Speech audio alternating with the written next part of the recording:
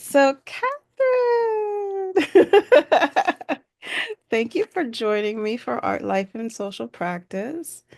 Um, Exciting me. I'm so excited. yeah, me too. I am definitely excited too. I feel like even beyond, we've been supposed to have this conversation for such a long time. Yes. Yeah, yeah.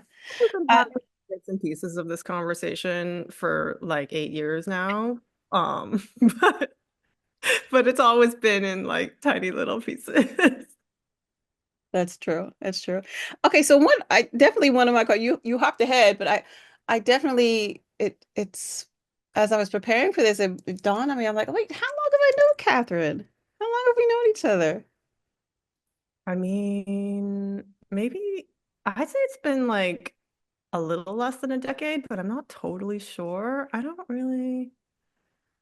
don't know. What is time? Well, either Even way, before I met you in person, I was like really aware of your work, so I felt like I knew you even before I knew you. I don't know. I But I I feel the same way though. Yeah, that's awesome. Okay, and so we're both also represented by Morton Fine Arts, and then as of June of 2024, we're also stable. Oh, I hate that word. I was gonna say stable mates, but that just feels weird to me. We sounds both like have a studio at Stable. That's weird. Um, studio okay. neighbors. Studio neighbors. Let's do that. Yeah. Oh, that's so weird. I don't know. It's the whole horse thing and then mates. I don't know. That feels weird. The association of stable. All right, let's Anyway. not say that. All right. So, as I mentioned in the email, what I like to do, and I think it's because of my interest and how my trying to dissect and process my own life as an artist, I tend to want to talk about people's journeys, Oh, not just from where they are now and then looking back.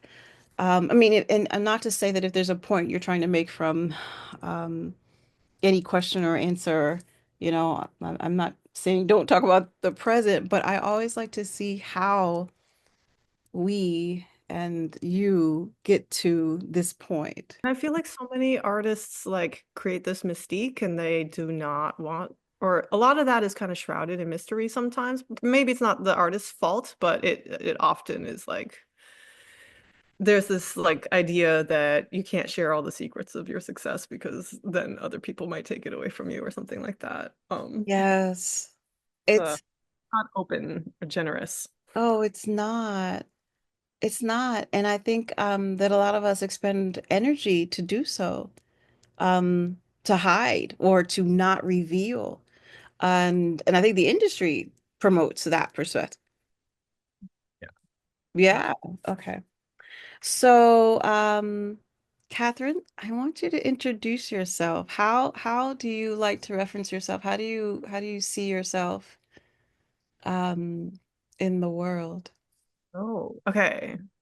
So my name's Katherine Tzu-Lan Mann. I'm a painter, installation artist, and public artist based in DC. I'm a mom of two kids. Yeah, and that's those are like that's who I am. That's what all of my day is taken up by every day. One of those two things. Yeah. Yeah. I get that. I absolutely get that. Okay. So, Catherine, where were you born? I was born in Madison, Wisconsin. Hmm. Um, my father was a student there. But I don't really have that. I don't really have a connection to Wisconsin. I only lived in Wisconsin for 6 months. Uh, Oh, wow. so I don't remember it, obviously, or anything like that. I moved around a lot as a kid, Yeah. especially in the like early years. So like a lot of my early childhood is just like this hodgepodge of different places that I was moving to that I don't have very good memories of. Collection of. What was your dad studying? Well, he was studying Chinese philosophy. But that's not his he then became a foreign service officer, like a diplomat. And that's the reason for all of the moving. Oh, because you, oh, interesting. Okay. So do you know how he became interested in Chinese philosophy? Because he's not natively, He's the white guy. So my mother is Asian. My mother is from Taiwan, and my dad is from the US, and is white. And um, I guess that's he speaks Chinese. Like he's always that's always been his interest. yeah. And I lived in Asia for like about half of my childhood. I moved around between the United States and Eastern Asia mostly. Wow. Do you know both sides of your family? Meaning, do you have good relationships with them? Yes, but it's like very different being and I think that this is kind of like a central part of my identity and my work is this like sense of fracture or like sense of displacement or connect or lack of connection or like the labor that it takes to remain connected to yourself and your ancestors, especially as a biracial person and as a person who wasn't always living in the same hemisphere as half of my family. Like my grandmother only spoke Taiwanese and I never spoke any Taiwanese, so I was never able to communicate with my own grandmother. Um, that's like a really big part of like my psyche and the work that I do now. But I would say I do feel really connected to both sides of my family. I go back to Taiwan all the time, as often as I can. Um, and it's like a big part of my work and what I think about every day. Wow. So over here wowing because I'm pretty sure that fracturing, because I recall hearing you say that in a video that I was, as I was preparing for this conversation.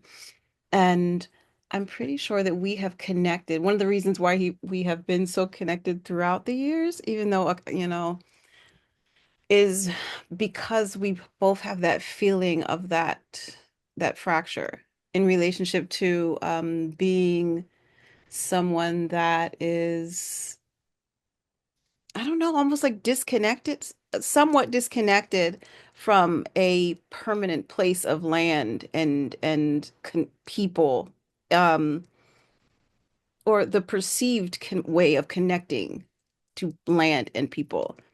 And I know that we've had, like, as you like said earlier, snippets of this conversation throughout the time, but just hearing you say it, like, I'm like, yes, I understand that. I feel that way. That's like such a modern condition, I feel like. And like so it's and I feel like it's a very Asian American experience. And it's really like if you're a person of color in America, then you're gonna have like a sense of this. And I like struggled with this like sense of shame for most of my life. I think, and I still feel shame about like my ability in Mandarin. Like I can't read anything. I'm just illiterate in Mandarin. I have this like awful American accent when I speak. It's not And awful, Catherine. right, well, that's the shame coming through, right? And then like when I go back, my family all refer to me as like this is the American The aunt. American. Oh, wow. Um, and but then if you're like in white spaces in America, you're also always the foreigner. So it's like where do you there's this like sense that there's no box that you can like fit into. There's no place of like true belonging. Uh, Yeah. and And then you don't want to be the one to check too many boxes, because even that says something. yeah, yeah. So it's like this just constant constant negotiation. But like for me, one thing that I realized is it's actually something to celebrate. Hmm. That like hybridity is a really beautiful thing. Um, but yeah, it's like a constant, yeah, constant negotiation in life and in work. Yeah, that's deep. Mm. Hmm. Okay, so where did you where did you grow up? Where, if one of those places you feel like you can identify with that impacted your life enough that you can say that I grew up. Is there a place that you can say that you grew up for a It's hard. I like when I was young, I was never able to answer that question, like where are you from? I was never able to answer it because I never lived anywhere longer than 2 or 3 years. Um, but I would go back and forth. So I would live in China and in Taiwan and then come back to basically the suburbs of DC. So I guess like the answer to that question would be a double, it would be dually Taiwan and DC. hmm And of course, now I've been living in DC for 15 years, or I don't know, feels like forever. Um, but it was always really hard for me to answer that question, especially when I was younger, before I lived in DC for such a long time, Yeah. because I didn't have the longest place that I had ever lived was college, which doesn't feel like that really counts, right? But now it's DC.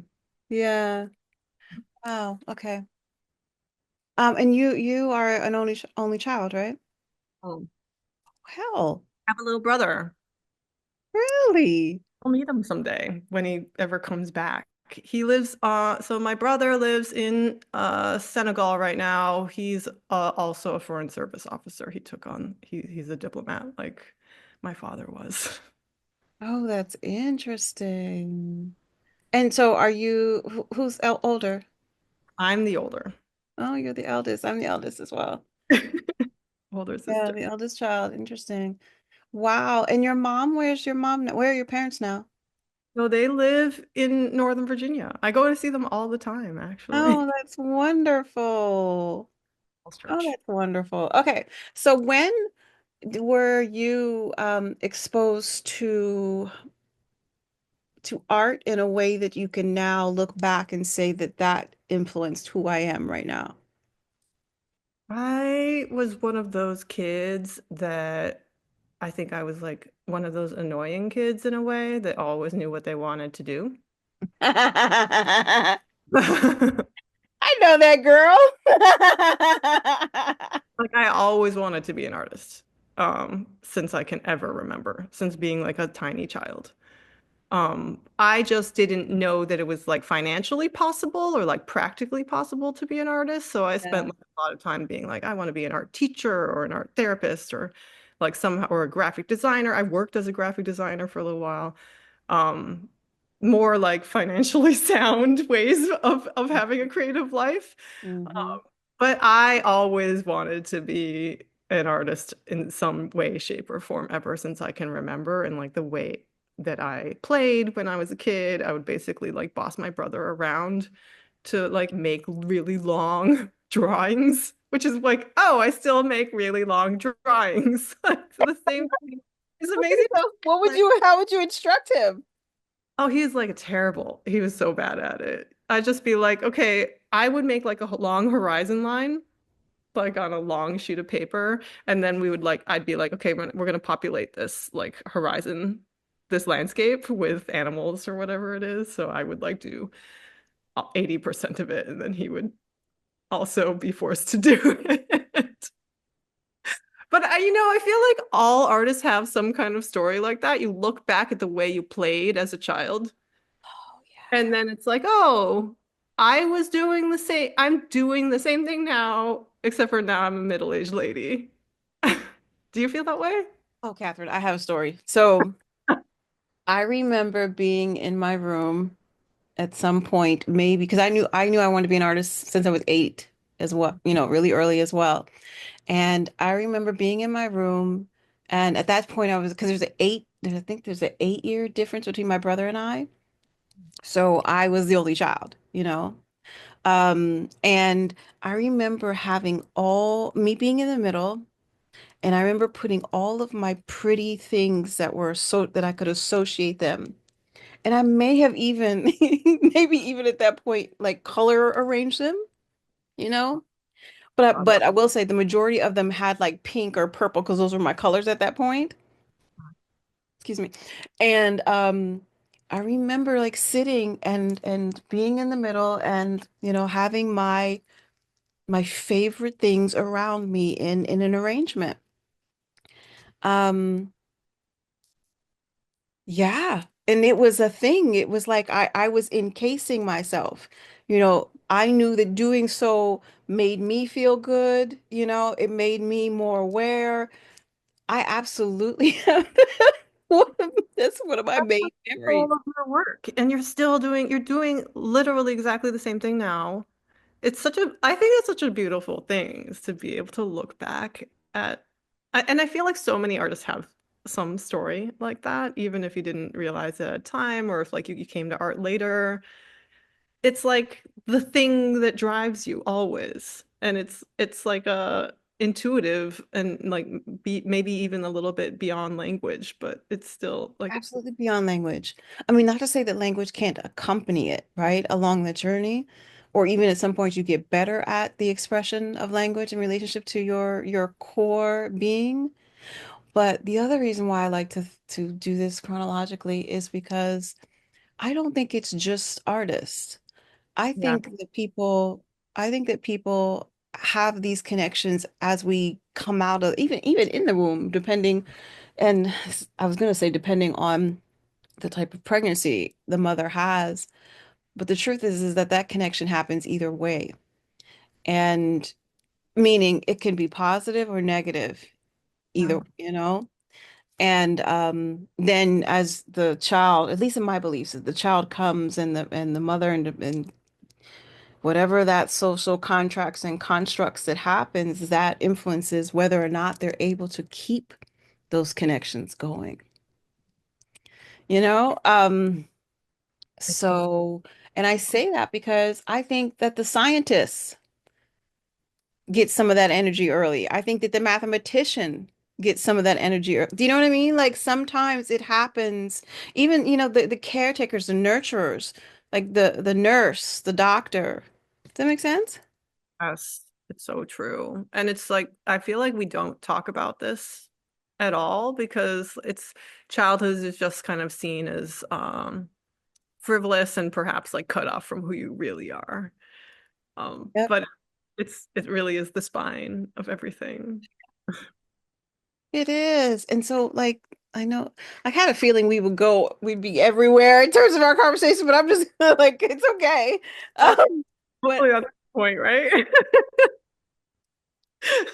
I just love thinking about that visual of you as an 8-year-old sitting in the midst of like you've created the symmetrical composition that you are like still drawn to, right? It's still about like maximalism but with your heart at the center. It's like so amazing. And like as a tiny little girl.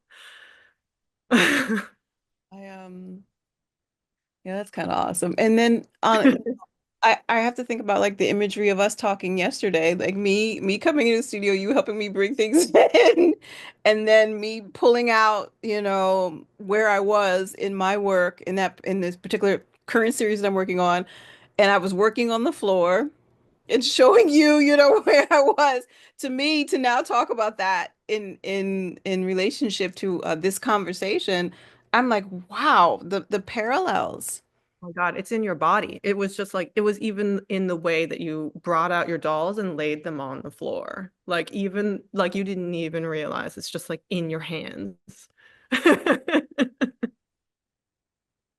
literally as a 47, oh God, I'm putting air quotes for 47. That's funny. As a 47-year-old woman, I'm sitting here and I was telling you that I'm going through a process of releasing my dolls, releasing my doll collection. Isn't that deep? You're releasing them, but you're also embracing them, I right? am. You're I fully am. embracing them. Oh, wow. Catherine, that's awesome. Okay, Lord. Okay, so I'm kind of sidetracked. Let me give you a minute so I can pull back to your story. Um, I could say it's like it was. My parents, my mother kept all of those drawings, and I look at them now, and I was doing it like with toys as well, like in a room, just like creating. I've always had this connection to like a long horizontal plane. Mhm. And the idea of like creating worlds, creating portals into other worlds, and then organizing that world. And like, oh, that's exactly what I'm still doing. Even down to the use of the horizon line I and was the thinking that. I was absolutely just thinking that. Yeah. Okay, so I need to age. When did you start drawing? my mother showed me a drawing of a duck that I made when I was 3, and I was like, damn, that's a pretty good duck. I've always been a pretty good draftsman, like Yeah. not the best, but like pretty good. It comes easily to me. Uh-huh. So, like really as soon as I could make marks, I was interested in like making images with those marks. Was anybody else in your family interested in art at that point Uh, to have influenced you? my mom used to work as a graphic designer. Ah, So she's always been artistic. But then the men in my family are like the least artistic people that you could think of. And that trend still seems to continue with my kids now. no, interesting. Okay. So your mom and in her early her growth, what was she before a graphic designer? A student. So she grew up in this like very small village in Taiwan, very poor. They didn't have running water. Um, and she basically studied in order to get into a school in Taipei, failed the exams, and then thought, well, maybe I can apply to get into an art school, which are easier to get into, which are also done with exams. Um, got into art school and then began working as a graphic designer. Met my father, emigrated. And then in terms of like her work life, like she worked at a Chinese restaurant. Um, when my father became a diplomat, she like took on jobs at embassies in the places where we lived, but she what kind of gave up a lot of her career, I think like a lot of women in that generation, to raise kids. Raise kids. Yeah. What does your mom think about your career? What does she think about your work? Um, I think that she's proud of me, but she would never say that. But I can feel it. I think so. She was scared of the idea of like going into a pure arts Art field, yeah. career, even like as a teacher. I worked as a teacher for a long time. Um, and she was afraid of that. But she never like held me back in terms of anything like that. She's just not the type to be very like effusive with praise. Mhm. That's not where she's coming from. It's more that she will like over the way that she shows love is maybe through anxiety and worry. So she would like pile that on me. But uh I mean in that way is actually like a huge form of support, even though it's like a bit of a tainted form of Mhm. It can um still be heavy. yeah, exactly. Yeah, and especially from a mother. there are points where I can hear my own mother's anxiety, and it's not often, but there are points where I have to say, Mom, I'll call you back, or Mom, I hear you. You know, it's kind of deep. Um, Crap, we're gonna have to call back. Not call back, but stop this and start over. But I'll talk through a little bit. Um, because she's done that to me when I'm in a different part of the world, and it's like, Mom, I can't take this, this worry with me right now.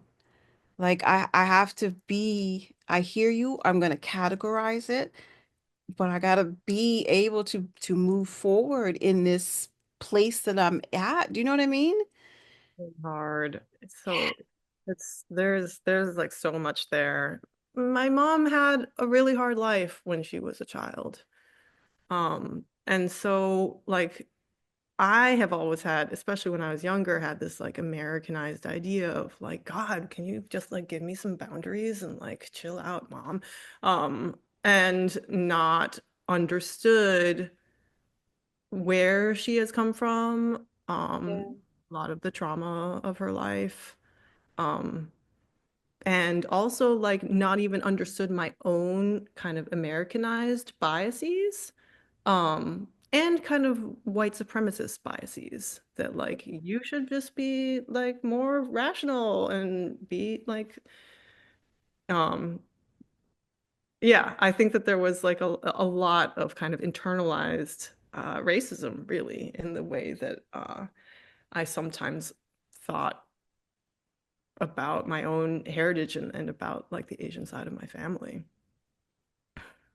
Wow. So almost as though like you're realizing that you were processing your mom through a lens that might have not naturally been the view if it wasn't that you were in this dual experience during your childhood, your viewpoints. So, and then I mean, I think that this is something that it is actually very common is that like Oh, it you're is.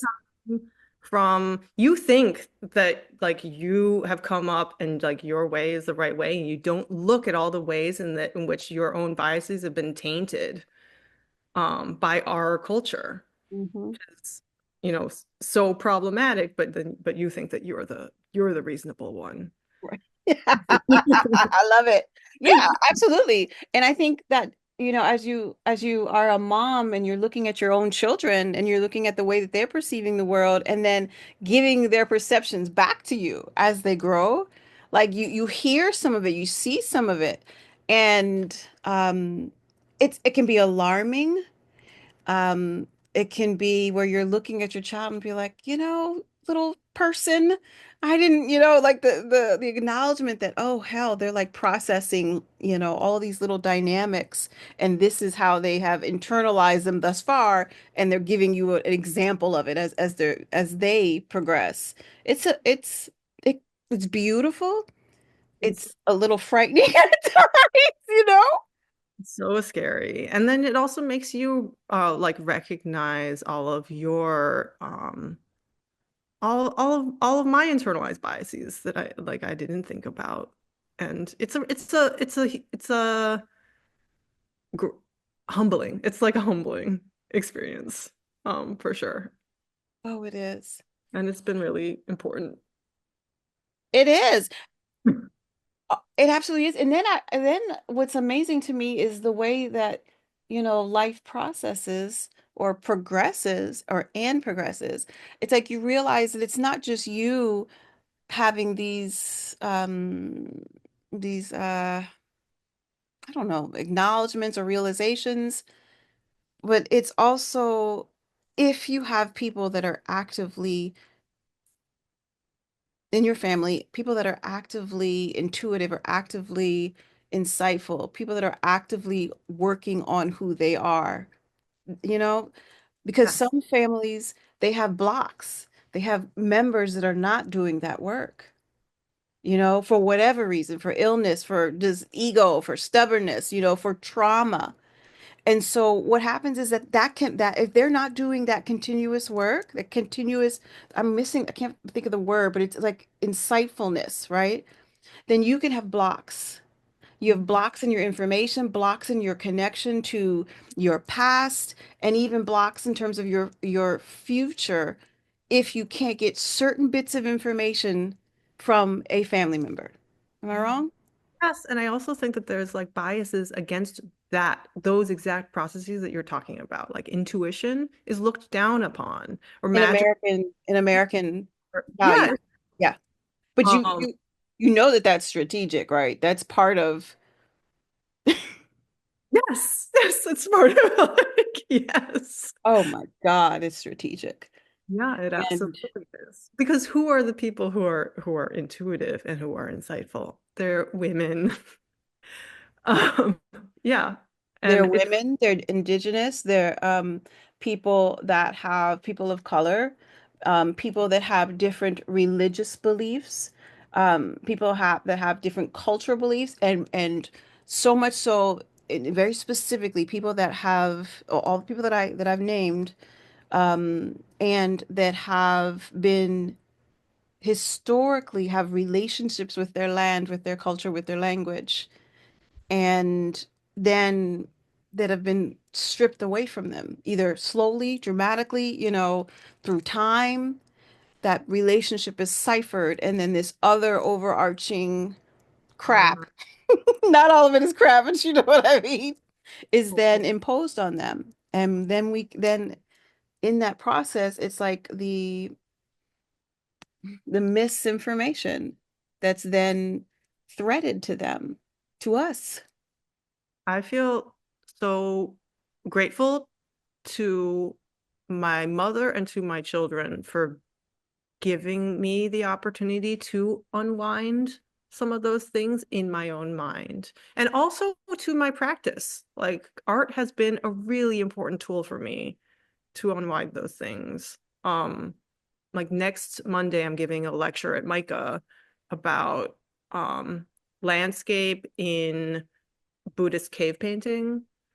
And I'm gonna like start out with the like very typical Hudson River School landscape painting, like the Thomas Cole, like iconic like landscape painting, because that is like the Americanized idea of what landscape is.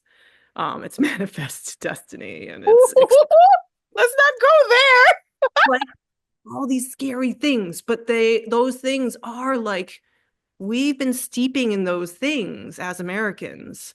Um, but if you look back at this like much older history of landscape in like just this one example for me in my practice has been Buddhist cave painting.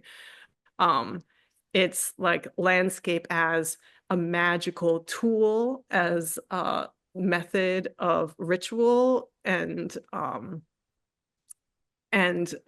like creating power. Um, it's really amazing to be able to kind of use my practice as a way of unwinding that like small uh and extractive and colonial idea of what this like one particular type of art making is. When I was looking for terms or things that drew me in, and then I was like, how do I trigger certain things or initiate certain things to have to kind of lead our conversation. And so these are some of the terms that I found. Mhm. Um, uh, Contemplating or creating networks of imagery, world building, chaotic forms, decorative elements. Mhm. Um, and exposing the inherent paradox of the painting process. Um, and so one of the things that I was considering, and even more so now after I hear about your early life in terms of the constant moving, and I say constant, but yeah, the moving, Yeah. the picking up, starting, picking up, you know, how is that reflected? And is it? reflected in your work? We talked about the word fragments or fragmentation. Yeah. I think that that's just kind of gonna happen in anything I ever make. Um, because partly because of my heritage as being a biracial person, Hmm. and then also because of the childhood of being an expat. And moving so often. So there like in my whole like conception of myself, there's this idea of like cobbling together many different disparate parts of myself. And so in these pieces, they're all about like taking a lot of different visual languages, and smashing them together, having these kind of incongruous languages come together, to make something new, to make something that feels like another world or is a portal to another landscape. And that definitely comes from my childhood. So, in one of the interviews that I saw, you were referencing your chaos, right? The chaos that you talk about, artistic chaos. Um, but really it's about how you're organizing the chaos to some extent, the layers of the chaos. At least that's how, or what I perceive Yeah. in terms of your work. And you reference it as love. Did I? Yeah, Exactly. you did. And I was like, oh, I'm definitely gonna ask her about that. The chaos is love. I don't remember actually saying that. You Um, didn't say that word by word, but you absolutely referenced, yeah. I mean, I am in love with chaos for sure. Okay, explain that, please. Like, how we were talking about you have that kind of intuitive drive that comes from your own childhood or comes from some like deep part of yourself that you can't even like fully say in words. Like Yeah. that drive to have these kind of maximalist, romantic, utopian spaces that are made out of chaotic elements, all kind of dancing together. And Hmm. sometimes it's cacophonous. And I've had that phrase used about my work in a negative way before. And then in other ways, there's like a joy in that cacophony. Like I think of all of these pieces as quite celebratory, um, and joyful. Um, and it's finding like the beauty, it's celebrating the beauty of fragmentation, of hybridity, and of chaos. Um, they're really about like how many kind of different things can I kind of smash together and they're going to make sense in this world. And maybe parts of it won't make sense, but that's still kind of part of the point. That's part of the kind of dance in making them. How does womanhood take a place um, of importance in your work? There's like a bunch of different ways. Like one is that all these pieces are somewhat self-portraits. So they're all like taking all of these kind of elements. A lot of them are from my immediate environment. A lot of them are from my heritage, and like bringing them together into these new alternate realms. But I actually am drawn to specifically feminine imagery and feminine symbols a lot of the time. So I'll like go back and bring into these pieces icons of femininity, a lot of the time. So I do a lot of like ribbons imagery, a lot of flowers, pearls, and like baubles, kind of jewelry imagery, decorative imagery, braids of hair, ideas of like these things that are seen as kind of frivolous, like flowers are seen as like a frivolous item, and are just about being pretty and they're therefore like not thoughtful or not conceptual. I am like in that piece that you're looking at right now, like all of those multicolored blobs are made out of like taking a flower form and repeating it over and over and over again until it turns into something new. It turns into this kind of biomorphic mass. And it has So is like this this. an example of what you're talking about? Mhm. Yeah. So if you like go into, I don't know if you can zoom in. Can you zoom in? I don't know. Yeah, yeah. Okay, so those are lilies that have been just drawn over and over again. The like the tan, the orange, the different oranges. Hmm. It's just taking lilies and then repeatedly drawing them over and over again, and then placing them into this environment where they are now like the denizens, the citizens of this world. But they're a form that come from this idea of femininity. So I Hmm. come back to flowers a lot in this work, and that definitely has something to do with celebrating kind of the mess and celebrating the supposedly frivolous beauty that is seen as like that's what femininity is. I'm trying to figure out which one to ask first. Go ahead. Just one last thing about Okay, like good. decorative imagery, that's also seen as like looked down upon. Like the idea of like decoration is looked down upon as feminine, and therefore like not thoughtful. So I'm like constantly going back to bringing in decorative, having these pieces have decoration and be about decoration. To subvert the connotations around the unimportance of things that are considered feminine and Yeah. based in womanhood. Talk to me about how your work is influenced by your exposures to the varying landscapes of what you considered home and or part of your upbringing. I'd say all of my work is landscape. Like it is at least all dealing with landscape picture making. I think of them all as landscapes. They clearly are abstract, somewhat abstract, and you can think of them as abstractions, but I think of them more as like portals to other worlds.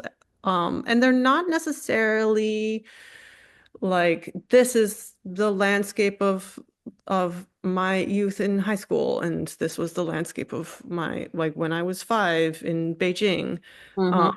it's more that they are like they're creating their own new landscapes, and by doing that, they're like kind of bringing in ingredients from the history of landscape painting and then from my immediate landscape around here, like here in DC.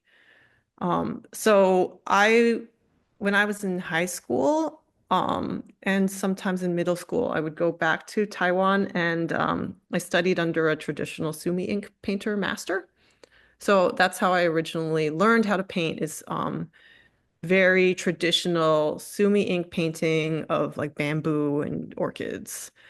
Um, and those like symbols of in Chinese history, Chinese art history, are constantly coming back into that work. So like this piece you're looking at right now, if you go back to it, if you are able to zoom in, which I don't know how much you're able to, there's a lot of like peonies in this piece, I think. We're like getting older. Uh, so like a lot of the blacks, there's a combination of peonies, and then a lot of Oh, I see them. Yes. um, so it's the same thing of like taking these ribbons, repeating them, kind of like creating new forms out of supposedly understandable feminine iconography. But then they're also bringing in a lot, that's a lot of where the plant life in my work comes from, is I combine plants that are like highly iconographic in Asian art history, like the peony Hmm. of feminine beauty. Um, and then plant life that's like immediately in my life here in DC. So that's like the weeds on the sidewalks, the different types of oak trees, that are in like the meridians in the street. Um, so there's like a constant kind of like push and pull about where this plant life is coming from. Um, and that's like a nod to landscape painting in art history, and then also to like the actual landscape that I'm in every day. Thanks for zooming in because that's like such an important part of these pieces too. Like all these pieces that we're looking at on the screen, they're all like 6 feet long at the minimum. Mm-hmm. They're very much about like that detail. Yeah, this is another one I think that has a lot of the ribbons, and then there's also it's combined with peonies here as well. So I want to find one where, okay, so as I'm looking for one, I want you to talk about, because I have been in your home before. And so I remember the first time I came to one of your studio home, spaces. And I was absolutely captivated by the work on the left, but I was also captivated by the plants, the amount of plants that you have in your home. So I want, can you talk about your relationship to your personal space and plants? And then if you want to make the connection to your work. I have to surround myself. I mean, I'm surrounding myself. All of these pieces are surrounding myself with plants. Actually, this one less so. This is like a bad example for that because this one's more about the decorative imagery. But like, Oh, another they're one. they're very much about like, how can I create a world that is kind of a womb-like, but maybe also like taking over space, and it's all doing that with plants, mostly with plants. And it's the sense of like I think you said in your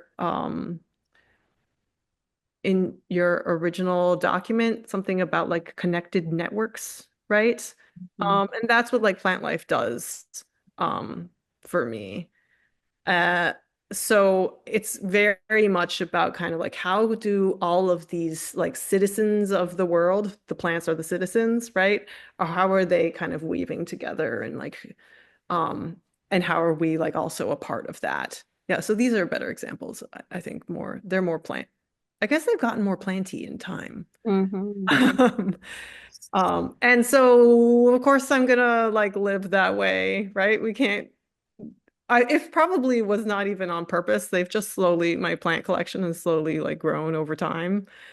And then I married a man who is a obsessive gardener. Um, so our garden is like very huge and extensive. Um, and I guess I just wouldn't be happy if I wasn't By surrounding plant. myself with this kind of life in this way. When it comes to, I also heard that you have that sci-fi and fantasy influence your work.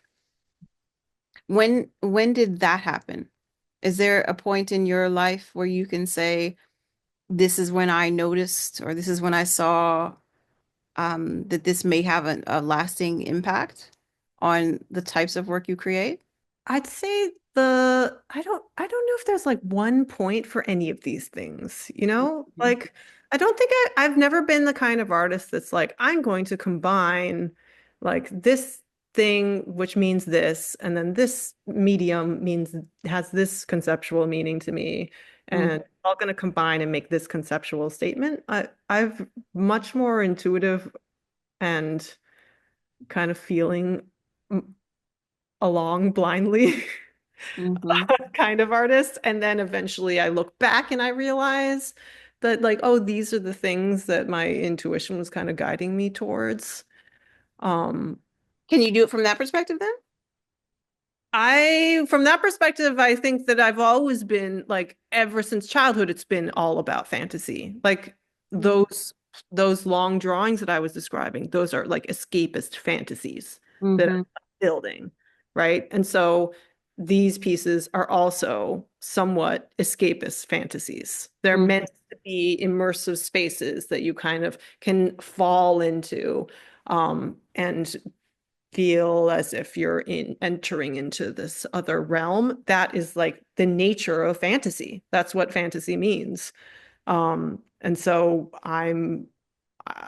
it's kind of integral, really, to everything. And I don't think that I could make a work that wasn't fantastical, because every single one of them is about, even though they're drawing from reality and they're bringing in like lots of things that are like very understandable, like ribbons and flowers, they're combining them to create an alternate world, and that's what sci-fi and fantasy are doing as well. Have you found that there have been any obstacles when it comes to dealing with being a woman and a woman of color, and taking on the art world and specifically public art? Meaning, because a woman creating these massive works with so much, like as I referenced it earlier, like and you referenced yourself as world building. Have Yeah. you found any contradictions or I can't think of how to word that, but do you know where I'm going with that? I can definitely, I mean, I think unfortunately, so many of us can think of like really specific times when your work has been shot down because it's, or at least for me, definitely can think of very specific times when the work has been shut down for being too feminine or too Asian. And a lot of, so I can think of like specific times when that was like said to me by other people. And then I can also, perhaps this is worse, I can think of many, or maybe years really worth of my career where I self-censored those parts of myself in my work. So, because I remember being told as a student, like, this work isn't going to work because anyone can see from this work that you're female. You don't want that to be the case, or like you don't want to be pigeonholed as an Asian American artist. You should make work that's more universal. And those things like being told those things as a young artist, you don't want that to be the case, that has like led to years of self-censorship, but it did. Um, and that's really sad, that I kind of allowed that to get to me, but it absolutely did. Um, when I was like first entering undergrad, I was making all this work with bamboo in the like really traditional way that I had learned it. And then I got to some place where I felt like ashamed that the bamboo was too cliched or too like orientalist.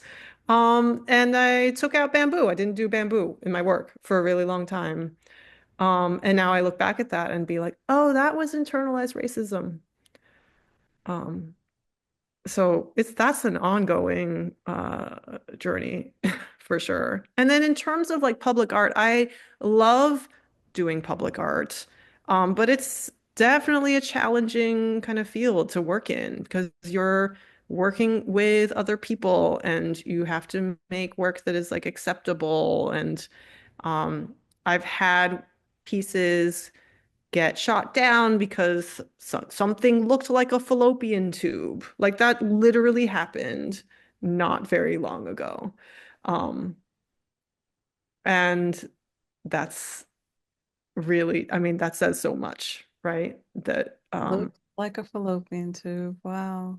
tube can't be shown in a Wow. public space. That's deep. Um, so one of the things that as we were prepping for this conversation, we talked about the art industry in the sense where people don't necessarily share. We tend to only share for the public domain. We tend to only share the positive things, you know, and only sometimes we let the things that are not as positive or challenging appear to be challenging at the point we let that surface to or rise to the surface. And so in saying that, I wanted you to talk about your experience of managing through some points where you were at a height Yeah. and things did not. happen than the way that you thought and how you worked through that. And I'm saying this, and we actually talked about this, so it's not like I'm jumping on a. And I'm not saying that for you. I'm saying for the audience, people that will see this. We prepped this uh, because we think it's important to give Yeah. more information, more accurate information of what it takes to work through this artist life, Feel you like know? so much of the like successful artist life is presented as like, well, I just started like as a nobody and then I just got like famous and because it was so awesome and everybody recognized it and now everything is great, right? Um, but I just if you're gonna be an artist, you have it's just going to be a life in which there's going to be a lot of failures, and a lot of disappointments and a lot of things that you times when you didn't get what you deserved or you thought you deserved. So yeah, my story, I went to undergrad. What I did have an art major, but it wasn't an art school. Um, I lived abroad for a little while, and then I did go to grad school for painting at MICA. And after I graduated, I did the Hamiltonian Fellowship in DC, which was like really important for me. It basically jump-started my career. They brought my work to art fairs, and then other galleries saw my work and picked me up. And it just started feeling like, oh, like I'm like doing it. I'm growing.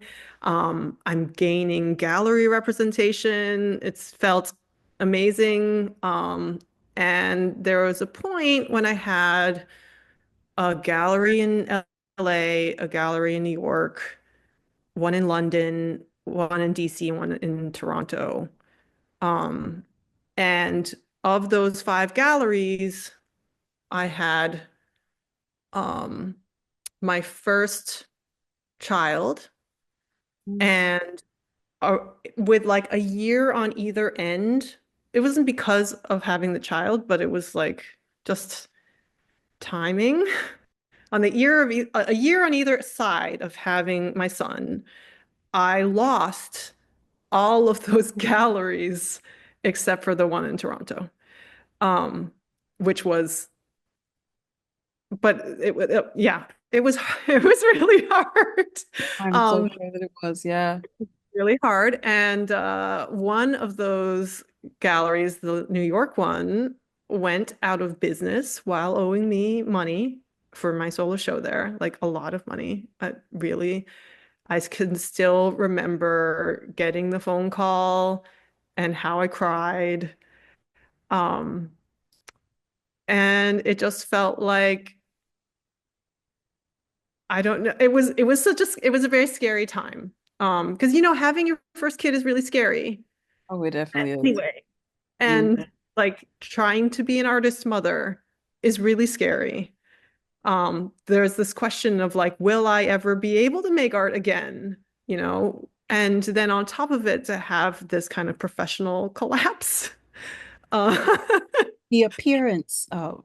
right. Yes. I mean, yes, I shouldn't say that it was really a professional collapse. It just has the appearance of that because there's these also, I think another thing that a lot of people think is like the only way to be an artist is if you have this institutional support structure.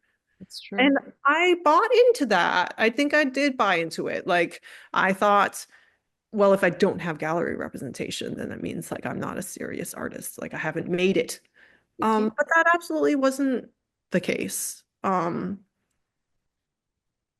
And it did like having that like moment in time happen made me realize how reliant I was on like other people's uh I acceptance of me as like a mid-career artist or like as an accepted artist. Hmm.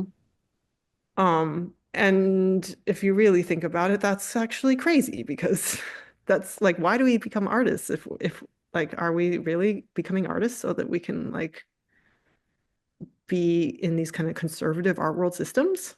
No, not at all. Yeah, to be deadlocked into them because that's what it feels like at some points. Like you're deadlocked. Yeah. So after that period in which all of those galleries either dropped me, went out of business, or just closed, that's when I started getting into more installation work, more work that was like proposed by me, funded by like grants that I would apply for. That's when I got into public art, Mm. for the first time because I realized like I can't be relying on these galleries. I need to be making these projects happen on my own. Yep, and that's really important. And we've all been there. And if you haven't yet, you will as you continue the art journey. Um, and I think it's really essential to help artists that are coming into this, and it could be at any point, to realize the importance of the other aspects of being an entrepreneur, because Yes. that's what you are. That's what I am. That's what anyone that is perceiving to be, to take something that you love and making it into an actual profitable business. You're an and the art world does not teach you that. Even the art collegiate world does not teach you that. Actually, yeah. We get so caught up in teaching the skill and then crafting almost like an additional personhood, an identity, that aspect of the work through the collegiate process, that we not in my opinion, we don't talk about the business, the Yeah. entrepreneurship still. Really disadvantages these young artists, which I count myself as at that time. Yeah. I can look back now and be like, I made clear mistakes um in that period and before that period that led partially to that collapse. Like that gallery that went out of business owing me money. They owed me money for like a year. I could have like yelled at them and had and like bit and pressured them to pay me back more than I did.